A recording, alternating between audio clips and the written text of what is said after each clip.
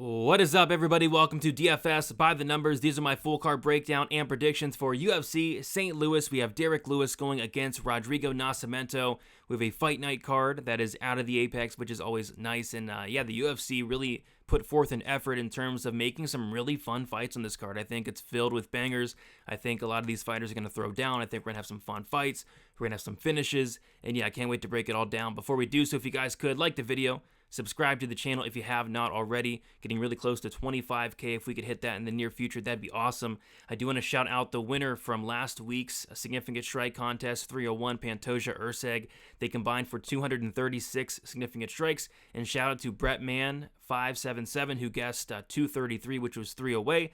And there was a two-way tie, but Brett was the guy that commented first. So Brett, you win. Hit me up on Twitter or Instagram with your PayPal or Cash App. I'll get you your winnings. Congrats again, Brett. Great guess. Those were a ton of strikes landed in that fight. Lastly, this video is always brought to you by Prize Picks. If you guys want to check out Prize Picks, use promo code DFSBTN. You'll get a 100% deposit match up to $100.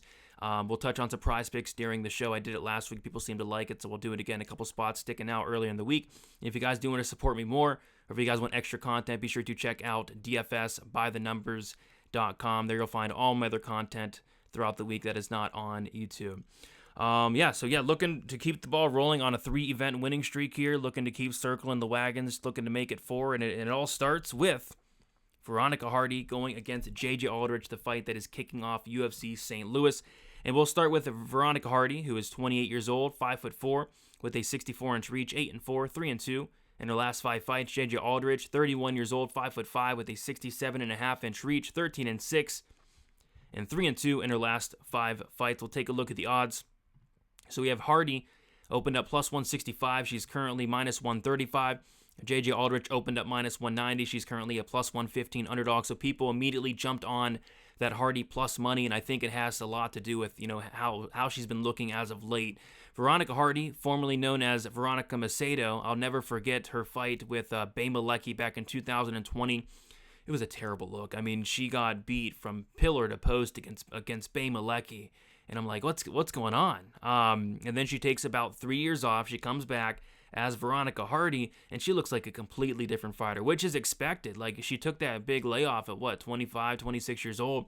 She comes back 27, 28, and she looks just new and improved and really good. She was a massive underdog against Juliana Miller, and in that fight, she looked like a massive favorite. She beat the brakes off of Juliana Miller. The fight wasn't even close whatsoever.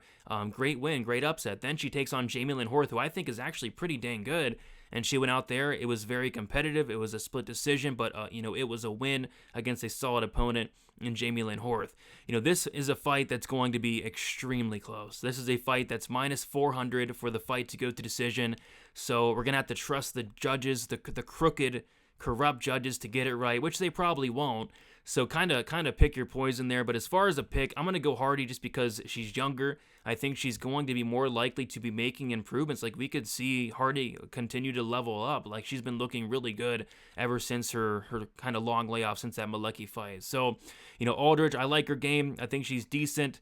But I kind of think Hardy has a little bit more upside at this point. Give me Hardy to win this fight by split decision. Going to be probably one of the closer fights on the card. Moving on, we have Kevin Jousset going against Jared Gooden.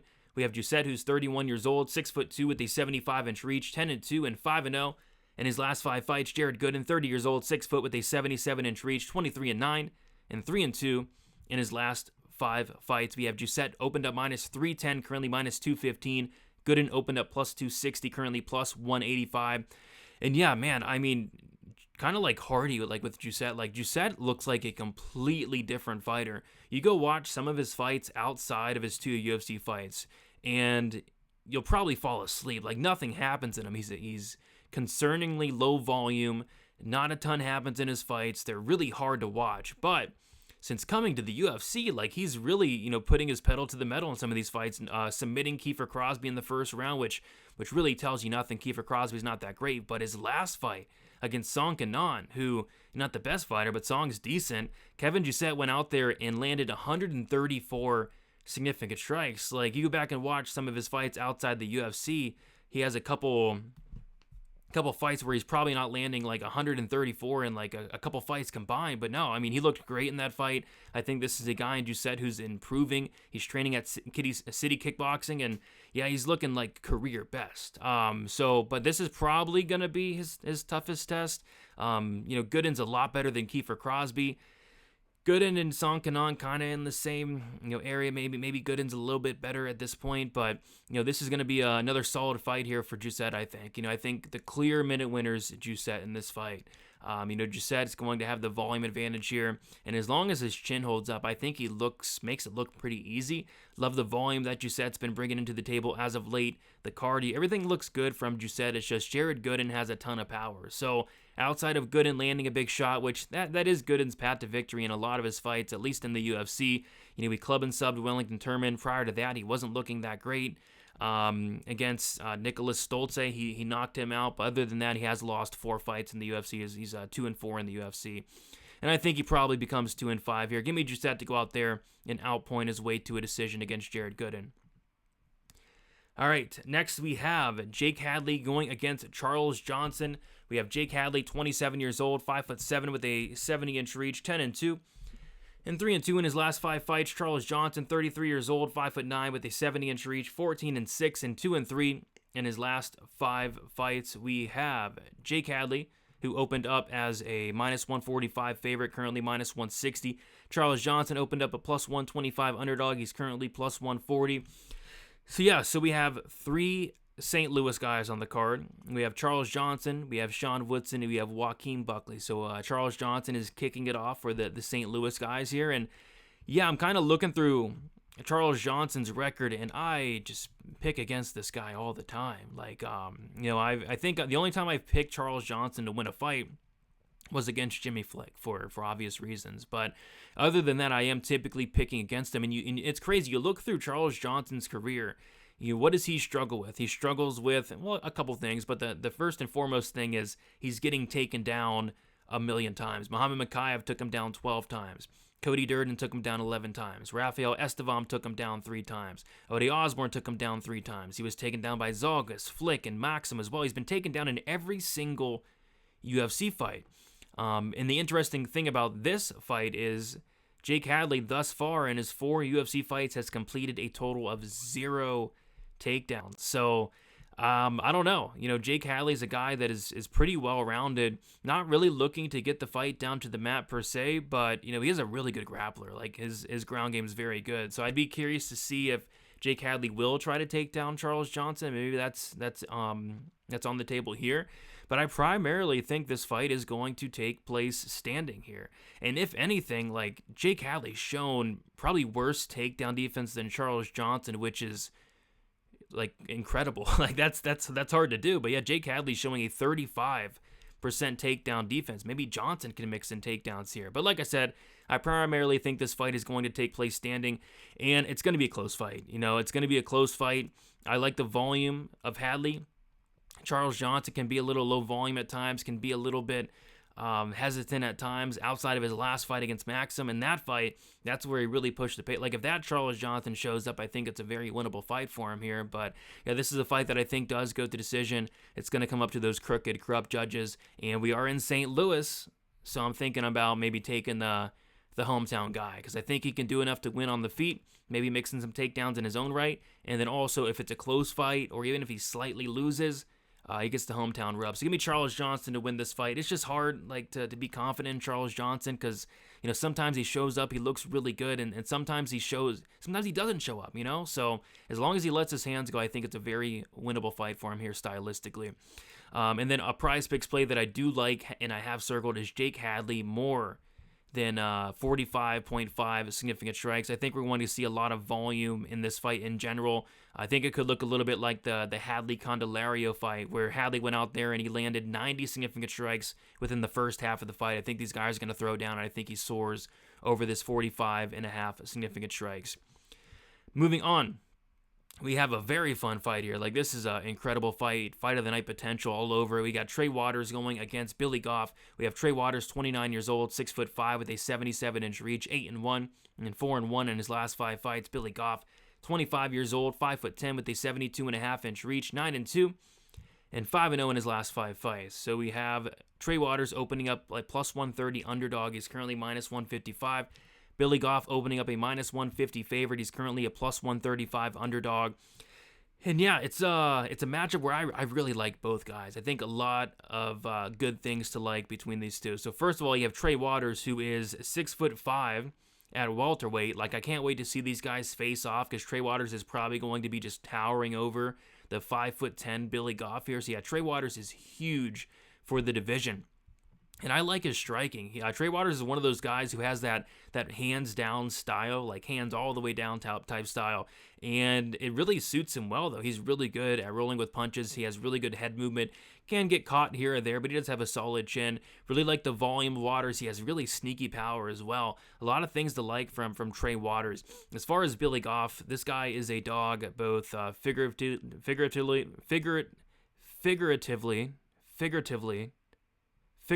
That's a tough word. Give me some props. Figuratively and literally. He's plus 135 on the money line, and on top of that, like I said, he's a dog. He kind of reminds me of like a Nate Landwehr. I'll never forget the quote Nate Landwehr said.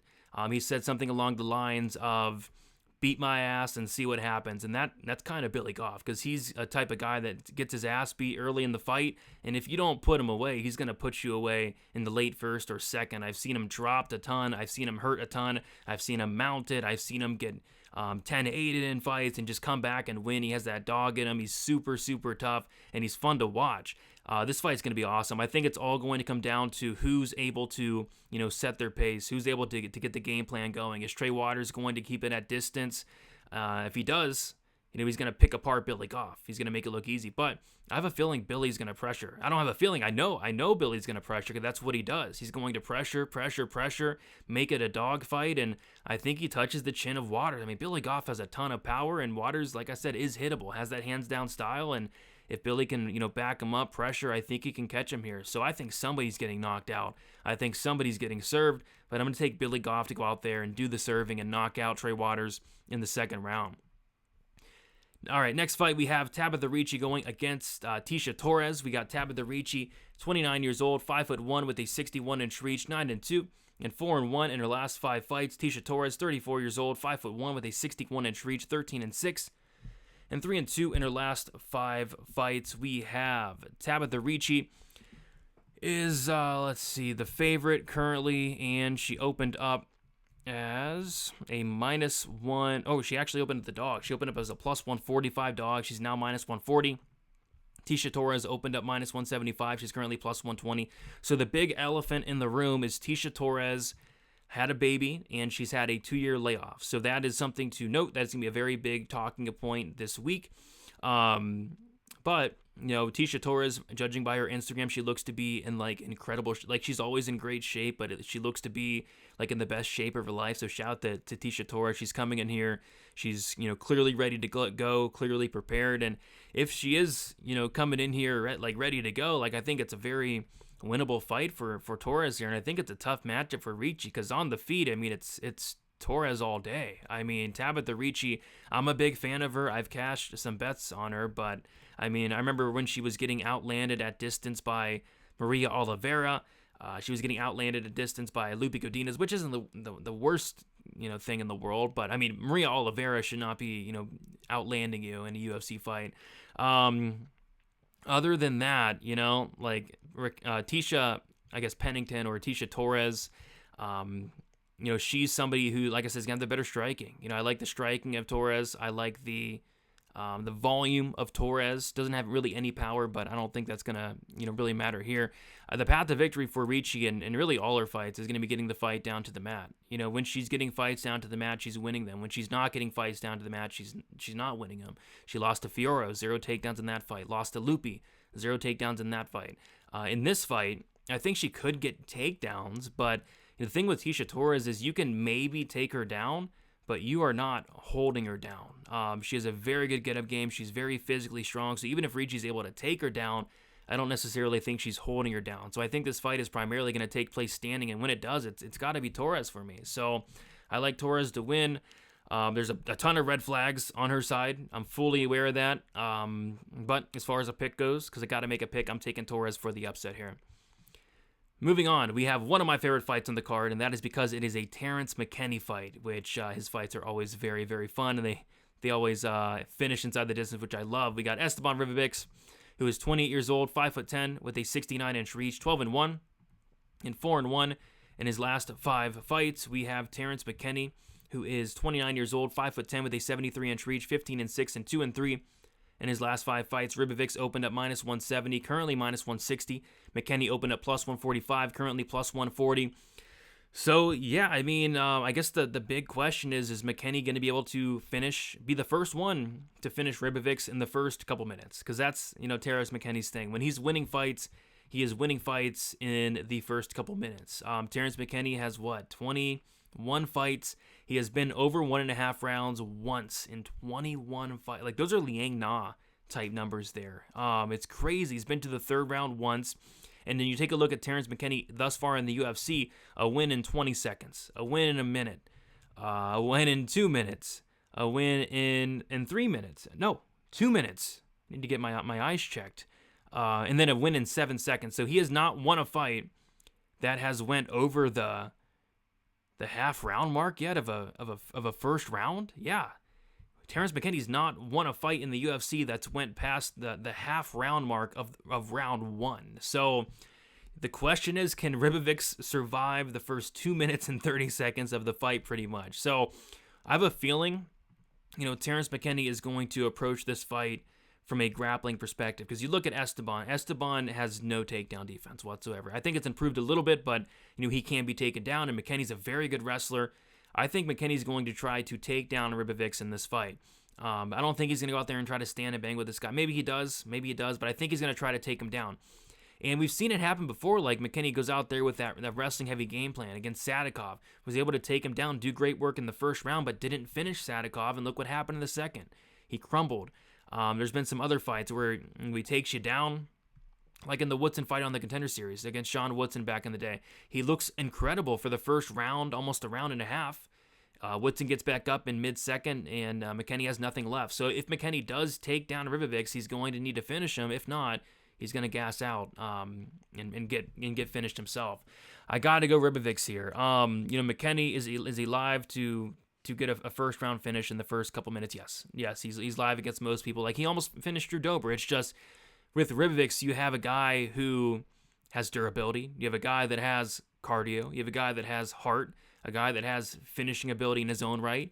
There's a lot of reasons to like Ribovics, but McKinney is a serious problem for the first few minutes here. So if you like McKinney, you bet the first round prop. I think it's clear at this point, but I'm going to take Ribovics to survive an early storm here, get taken down, get back up, make McKinney work, and I think he's going to push a pace here and finish McKinney in the late first or second round here. So give me Ribovics to win this fight and win it by second round knockout.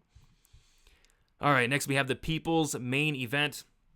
This is a fight that it's like the Twitter civil war of the week. People are going crazy. I log into Twitter or X, and literally all I see is this fight. So it's going to be fun. People very convinced one way or another. And we got Viacheslav Borshchev going against Chase Hooper. We have Borshchev, who is 32 years old, 5'11", with a 69-inch reach, 7-3-1, and 2-2-1 in his last 5 fights. Chase Hooper, 24 years old, 6'1", with a 74-inch reach, 13-3-1, and 3-2 in his last 5 fights. We have Slava, who opened up as a -145 favorite, currently -140. Chase Hooper opened up +125, currently +120. So yeah, this is a striker versus grappler matchup. This is the most striker versus grappler matchup I think I've ever seen. Because on the feet, Slava has the biggest advantage you can ever think of. I mean, Chase Hooper, he's working on his striking, but I mean, that Steve Garcia fight wasn't too long ago. I think it was like a year ago. And Steve Garcia went out there, and it says he dropped him 3 times. It was 4 times in a minute and 30 seconds. Yeah, I mean, so yeah, when this fight's standing, I think Chase Hooper's in a whole lot of trouble. On the flip side, Chase Hooper has the biggest advantage on the ground you can ever imagine as well. So if Chase Hooper is able to get this fight to the ground, he's going to style on Slava Borshchev. So it's a really weird matchup. I think whoever wins this fight is going to look -1,000. I think somebody's getting served here. On the feet, it's going to be Slava. On the ground, it's going to be Hooper. You take a look at Slava. He has some of the worst takedown defense in the division, 36%. But look at who's getting taken down by: Nazim Sadikov, Mike Davis, and Mark Diakese. I think they're all better wrestlers than Chase Hooper, but Chase Hooper might only need one here is the thing. It's a tough fight to call. And, I'm going to look stupid if I get this wrong, because whoever wins this fight is going to make it look easy. I'm kind of leaning Slava here, just because anytime Chase Hooper's fought a striker, he just gets served. I mean, Steve Garcia served this guy in a minute 30. Steven Peterson's beaten him. Alex Caceres beat him across 3 rounds convincingly. I'm going to take Slava here, but if you bet on Slava and this fight hits the mat, you're going to be sweating. But I'll take Slava to win this fight by first round knockout. Hopefully stuff the takedowns, and if he does, I think he makes it look pretty easy. So give me Slava to win this fight by first round knockout. Fun matchup to watch in terms of betting it. I don't see how anybody can be confident on either side here, to be honest, but we'll see.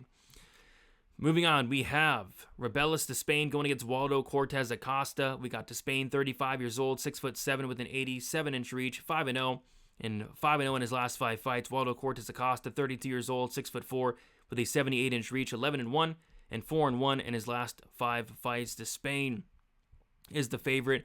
He opened up minus 240. He's currently minus 205. Waldo Cortes-Acosta opened up plus 205. He's currently plus 175. And yeah, I think Acosta is going to be somewhat of a popular dog here, just because we haven't really seen Despaigne tested much, really at all. We've seen Despaigne go out there, and his entire career at this point's lasted, I think, like 5.5 minutes. And you go and watch his fights. I mean, it takes literally 5 minutes to watch every single one of his fights. And this guy, I think he's different. First of all, he's 6'7" with an 87-inch reach. Like you don't see that. You don't. I mean, I know Stefan Struve was like 7 foot or whatever, or close to 7 foot. But Robelis would destroy Stefan Struve. I mean, Robelis, I think this guy could be the real deal, but we don't know for sure yet, because he is going out there and fighting some really low-level competition, and he's starching guys in the first 10 seconds of fights. Like, you go look at his record, he has knockout wins in like 3 and 4 seconds. Like, how is it even possible? But he's doing it. He has the death touch. He's massive. Yeah, I mean, I gotta go Despaigne, just due to the fact that I'm not picking against this guy anytime soon, especially against a guy that's not going to try to take him down, which Acosta's not. So my prediction is I think Robelis hits Waldo Cortes-Acosta so hard that he starts doing the salsa dance and eventually puts him out probably in the first minute. So I think Despaigne keeps it rolling. I think he passes this test, which is it's a step up. It's a massive step up. Going from Josh Parisian to Waldo Cortes-Acosta, well, I think Acosta's good. I just think, man, I think Despaigne could be different here. So give me Despaigne, and I think he knocks out Acosta in the first round. Prize Picks play that sticks out for Despaigne the less than 4.75 minutes fight time. I mean, you add up this guy's career, you barely get 4.75 minutes here. I think this fight ends early, especially if Despaign's winning. Give me the less there on the fight time. I struggle to see this fight going too far with how much power this guy has. If you guys want to check it out, use promo code DFSBTN and get yourself a 100% deposit match up to $100. Moving on. I believe this is the main card opener. We got Sean Woodson going against Alex Caceres. We got Sean Woodson, 31 years old, 6'2" with a 78-inch reach, 11-1 and 4-0-1 in his last 5 fights. Alex Caceres, 35 years old, 5'10", with a 73.5-inch reach, 21-14 and 3-2. In his last 5 fights, Sean Woodson is the favorite. He opened up minus 110 pick'em, currently minus 195. Caceres opened up at minus 110 pick'em, currently plus 170. And yeah, I'm not sure why Sean Woodson's this big of a favorite, but I see this fight playing out, fairly close, fairly competitively. It's a striker versus striker matchup. I know Caceres has a black belt, but he's not using it ever. So yeah, I expect these two to strike, and when they do, it's going to be Sean Woodson with a pretty big height advantage, pretty big reach advantage, and the volume advantage as well. Really like the striking of Sean Woodson. And yeah, I think, like I said, it's going to be a close fight. We're in St. Louis. Sean Woodson's the St. Louis hometown guy, so I think he just has a good avenue to win this fight. Just doing more work across 15 minutes. He's not going to have to worry about somebody taking him down for once, which is nice. So maybe he has a little bit more confidence to go in there, throw more volume, sit down on his shots a little bit more. So yeah, this should be Sean Woodson here, but Caceres is a tricky guy. He's a veteran. But yeah, I got to go with the hometown guy and Sean Woodson. Give me Sean Woodson to win this fight by decision. Not my favorite fight in the card. But moving on, we got Mateusz Rebecki going against Diego Ferreira. We got Rebecki's 31 years old, 5'7" with a 66-inch reach, 19-1 and 5-0 in his last 5 fights. Diego Ferreira, 39 years old, 5'9" with a 74-inch reach, 18-5 and 2-3 in his last 5 fights. Rebecki is the biggest favorite on the card. Opened at -250, currently -400. Ferreira opened up as a +210 underdog, currently +300. So yeah, money piling in on Rebecki. I looked at him at -250 for a second, waited, and the lines just got seen like the last several days. So Rebecki, I'm sure, is a popular parlay piece this week. And yeah, I mean, I got to pick him.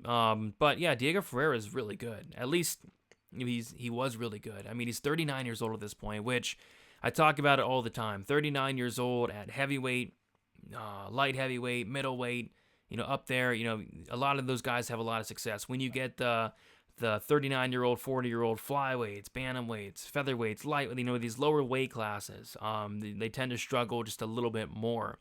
So, yeah, Diego Ferreira, maybe a couple years ago, like if you gave me the Diego Ferreira that fought Beneil Dariush back in 2021, I think he's a lot more live than this line does indicate. But yeah, we got a 39-year-old Carlos Diego Ferreira here.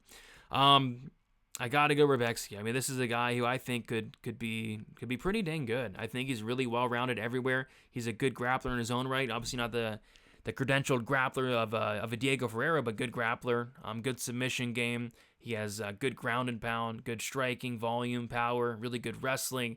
And on top of that, I just struggle to see a path to victory for Diego Ferreira. Like, is he going to knock out Rebecki? Is he going to submit him? Is he winning decision? I'm not sure. I feel like Rebecki could be the one that really dictates where this fight takes place. Like, if he wants to keep it standing, I think he could, and I think his striking's vicious, and I think he could really hurt Ferreira, break him down, and finish him late. If he wants to take down Ferreira, he can. It's just, you're going to be going to Matt with a third-degree black belt, so I'm not sure if that's the best path, but if he wants takedowns, he can get them. I like Rebecki here. I think he breaks down Ferreira throughout the fight and eventually finishes him in the third round. Give me Rebecki to win this fight by third-round knockout. Next, we have Carlos Ulberg going against Alonzo Menifield.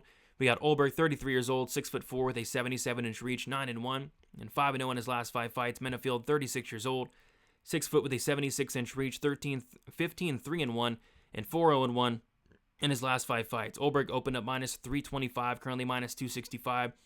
Alonzo Menifield opened up as a +275 underdog, and he's currently +225. So, yeah, man, this is an interesting fight. I'm kind of surprised the odds are this wide, but I think the clear minute winner here is absolutely Ulberg. Ulberg has so much more volume, like over double the volume that Menifield is going to bring to the table. In terms of pure power, I guess Menifield, but Ulberg has a ton of power in his own right. So, yeah, I like Ulberg, quite a bit as a fighter. He has the volume, the power, had that one hiccup against Kennedy Nzechukwu, but that was his debut, kind of blew his load early and got finished in the second round. But yeah, other than that, he's been looking really good. Got a submission win in his last fight against Da Un Jung, which was nice to see.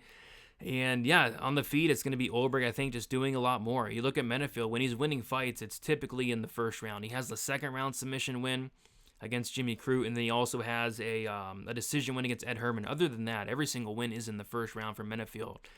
So I do trust Ulberg the longer this fight goes. And it wasn't too long ago, like, Menifield lost a fight to William Knight, which is just inexcusable. So yeah, I like Ulberg here. I like Ulberg to win this fight, probably by decision. Like, Menifield's a tough dude. He's been knocked out once. It was against OSP, but other than that, he has a couple decision losses. I'm taking Ulberg by a decision in this one. Maybe Menifield could wrestle, but if he wrestles, I think he's only going to get tired and slow down even faster. So give me Ulberg here. I think he does the better work across 15.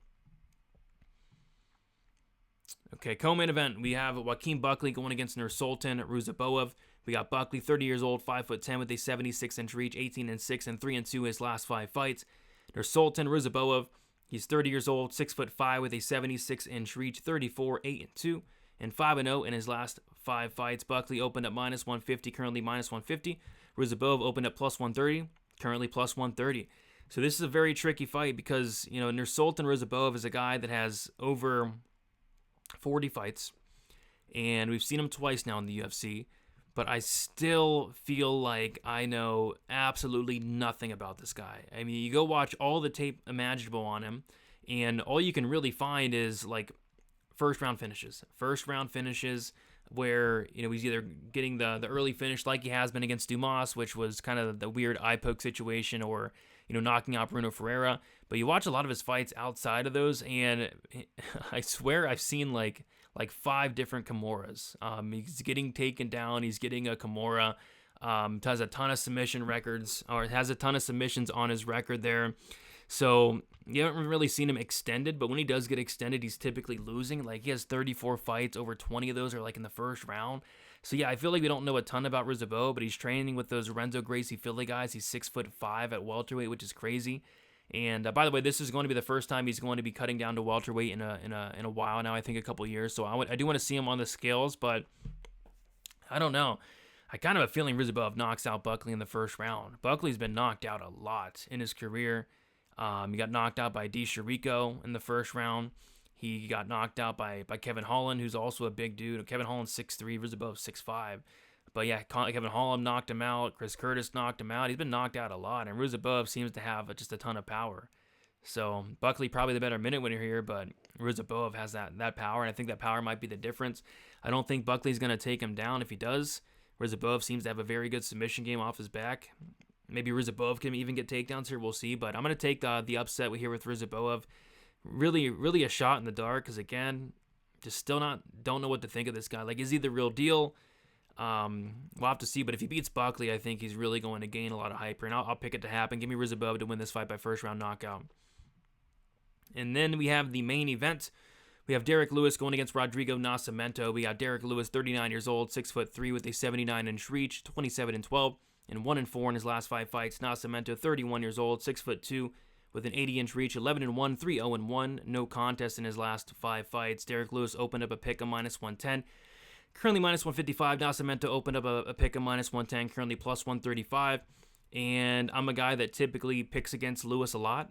Lewis is probably the worst minute winner in UFC history. He's landing like 2 strikes per minute. He doesn't have great takedown defense. Doesn't have a great ground game. He's reliant on that knockout, and it's tough to pick. It's tough to pick a guy like Derrick Lewis a lot of the times. And he's 1-4 in his last 5 fights. But you take a look at who Lewis is losing to, and it's very, very solid competition. I was looking through Lewis's record, and it's like, man, if he loses to Nascimento, it's going to be his worst loss in just years, like in a very long, like he shouldn't be losing to Rodrigo Nascimento. Nascimento went life and death with Dontel Mays in his last fight. That fight was a close fight. I had a bet on Nascimento, and I'm like, what's going on? What's going on, Nascimento? I mean, he looked good in the first round against Mays. He hurt Mays a couple times, but after that, he got outlanded by Mays in the second, outlanded in the third. Prior to that, he took Ilir Latifi to split decision. Prior to that, he took Tanner Boser to split decision. He's just been so unimpressive. Even that Bordeaux win that got turned to a no contest, because I think Nascimento popped for something, but Bordeaux was beating him up in the first round. Bordeaux landed 50 strikes on this guy in the first round, almost finished him. Got knocked out by Chris Dawkins. Like, I haven't been impressed with any performance here from Nascimento. He submitted Mays in their first fight back in 2020. I just haven't been impressed with any Nascimento performance. Nascimento, he'll be the minute winner here just because he's fighting Derrick Lewis, but Derrick Lewis just needs that one big shot, that one big moment. And if you're getting hurt by Alain Bordeaux, I don't know what to tell you. I think Derrick Lewis knocks out Nascimento and does it in the very first round. I'm curious to see if Nascimento is going to try to wrestle here. Nascimento is a black belt, but he didn't try to wrestle Mays, which was very odd. Which was a very odd situation there. So we'll see. But Derrick Lewis shouldn't lose to this guy. But it is a heavyweight fight at the end of the day. Give me Derrick Lewis by first round knockout. There you guys have it. Thank you so much for watching. If you guys could, like on your way out, subscribe to the channel on your way out as well. Be on the lookout for more content throughout the week. And yeah, best of luck. We'll try to keep the ball rolling here on a 3-event winning streak, looking to make it 4, looking to keep circling the wagons. And yeah, should be a good card to do it, I think, here for St. Louis. So guys, best of luck, and we'll talk to you guys soon. See you later.